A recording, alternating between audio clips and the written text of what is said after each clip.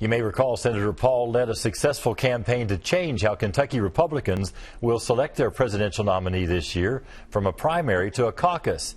But now that he's dropped out of the race for president, will that affect next month's caucus? Victor Puente has more on that first on Fox.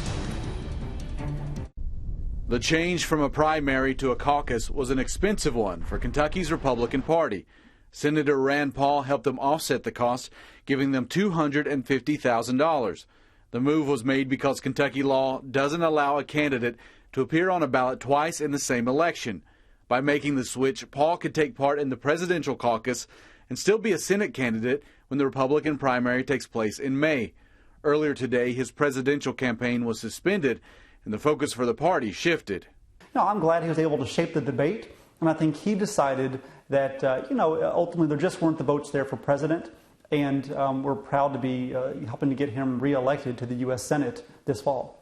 Biaggi says that switch to a caucus is a good move for Kentucky's Republicans, who will get more attention from the remaining presidential candidates than they would during the primaries. Which we really haven't seen before, because previously the May primary came at a date where it was kind of a formality because the nomination had already been determined. I asked Biaggi if Kentucky Republicans would be disappointed that the man who helped change the rules wouldn't still be in the running by the time that caucus takes place.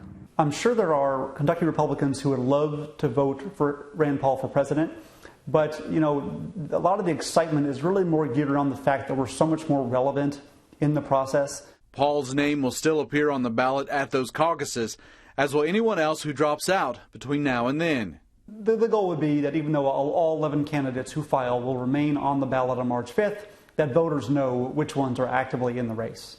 Information they plan on making available to voters as they cast their ballots. In Frankfort, Victor Puente for the Fox 56 10 o'clock news. We asked Biaggi if the change to a caucus was a permanent one. He said that would be a decision for Republican leadership 4 years from now.